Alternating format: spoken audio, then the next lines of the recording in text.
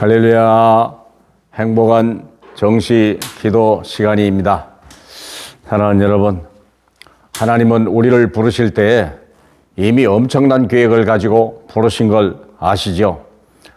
우연히 우리를 하나님의 자녀 삼고 우리를 선택하신 것이 아니고 창세 이전부터 우리를 세계복음화의 언약을 가지고 부르셨다는 사실을 여러분 이해하셔야 될 것입니다.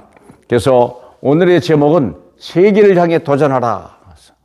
사도행전 1장 8절을 보면 오직 성령이 너희에게 임하시면 너희가 권능을 받고 예루살렘과 온 유대와 사마리아와 땅끝까지 이르러 내 증인이 되리라 하시니라. 아멘. 누구에게 준 말입니까? 제자들에게. 어떤 제자들이었습니까? 갈릴리 어부입니다. 갈릴리는요, 유대인의 이방인이라고 그랬어요. 아예 내놓은 사람들이요. 그만큼 인간 취급도 못 받던 그들입니다. 근데 대다수의 예수님의 제자들이 이 갈릴리에서 나왔다는 사실이에요. 그리고 그들에게 하신 말씀입니다. 예루살렘과 온 유대와 사마리아와 땅끝까지 갈 것이다. 내가 너를 증인이 되게 만들겠다. 주님이 약속하신 것입니다. 사랑하는 여러분. 그렇기 때문에 지금 우리 시대는요, 그때와 비교할 수 없는 시대입니다. 세계를 향하여 도전하라. 갈릴리 어부를 향해서 줬어요. 그때는 오늘같이 교통이나 여러 가지 통신수단이나 정보 같은 게 없었는데도 불구하고 땅끝까지 가라 그랬어요. 땅끝이 어딘지도 모르지만 땅끝까지 가라 말씀하셨어요. 출애굽을 하면서 하나님이 이스라엘 백성들에게 출애굽기 19장 5절에 보면요, 전 세계가 내게 속하였나니 너는 너로 인하여 세계 모든 열방에 가장 대표적인 민족으로 너를 뽑으리라 세우리라 주님이 약속하셨거든요. 출애굽하면서 노예 출신에게 준 말입니다. 온 세계가 내게 속하였다. 너를 제사장 나라로 삼고 내 백성 삼겠다 약속했거든요. 그러면 오늘 이 시대에 예수를 믿는 저희들은요, 전 세계를 품을 줄 알아야 돼요. 이미 글로벌 시대예요. 이미 사람들이 해외 그냥 여행도 갈 수 있고요. 물건도 직구하는 시대가 돼버렸습니다. 그렇기 때문에 생각 자체가 세계화되라. 이게. 생각 자체가. 세계를 향하여 도전하라 그랬어요. 그때 당시 초대교회 2000년 전에 마가 다락방에서 시작된 하나님의 말씀이 3천 제자 운동을 일으켰어요. 복음 하나 가지고 3천 명이 모일 만큼. 예루살렘이 그때 당시 한 3만 명이나 됐겠죠. 그래봐야 많아봐야 5만 명도 안 됐을 것입니다. 그런데도 불구하고 거기에 어마어마한 하나님의 사람들이 모이고 전 세계 사람들이 모인 거예요. 앉아서 이미 글로벌 시대를 맞이했고 앉아서 그들은 세계를 먼저 앉아서 본 거 아니겠습니까? 그래서 사랑하는 여러분, 이제 세계를 움직이는 중심이 우리예요. 왜냐? 왜 그럽니까? 복음은 세계화되기 때문에 그래요. 모든 만민에게. 세상에 핸드폰만 팔아도요, 요즘에 여러 가지 전자기기만 팔아도 세계화 아니겠습니까? 하물며 전 세계를 살릴 수 있는 우리의 인생의 완전한 해답. 이 복음 안 듣는 모든 사람은 다 멸망하는 이 엄청난 것을 가지고 세계복음화위해서 3천 명이 몰려들었다니까. 우리의 능력도 아니고 그들의 실력도 아니었습니다. 사랑하는 여러분. 그래서 우리는 하나님이 우리를 쓰실 수밖에 없는 이유가 있어요. 이미 복음 안에 세계화할 만큼 가치가 있는 것이고 어마어마한 능력이 있는 거예요. 말씀 자체가 살아 움직인다니까요. 두 번째는요, 이들이 흩어져서 환난과 핍박으로 흩어져서 막에 안디옥으로 갔는데 이때 이미 다민족 시대가 돼버린 거예요. 네? 여기서 조금 움직였는데 그것도 선교하려고 했던 것이 아니고 환난과 핍박을 피해서 간 것인데요. 간 것이 생명 살리는 역사이겠어요. 도망간 것인데 거기서 세계화가 역사가 일어난 거예요. 사랑하는 여러분, 저와 여러분이 위대한 사람이기 때문에 세계복음하는 게 아니고 저와 여러분이 하나님의 부름 받았기 때문에 우리가 하나님의 영을 받았고 하나님의 마음 미션을 받았고 하나님의 뜻을 이루려니까 그건 자연히 세계복음화예요. 사랑하는 여러분, 생각만 바꿔도 돼요. 이건 양심도 아니에요. 저도 처음 교회 개척할 때 동네 복음화 가지고도요, 막 잠이 안 올 만큼 힘들었어요. 이 조그마한 동네 하나 복음 전하는 것도 어떻게 할지 얼마나 두렵고 얼마나 염려가 되는지. 그래서 기도만 했거든요. 그런데 어느 날 하나님이 제게요, 세계에 복음을 한다는 사실을 깨닫게 한 날부터 하나님은요, 저를요, 전 세계로 보내는 역사예요. 내 능력, 내 결단, 내 어떤 비전이 아니었어요. 하나님이 주신 것을 잡았을 뿐인데 그렇게 된 거예요. 사랑하는 여러분, 보세요.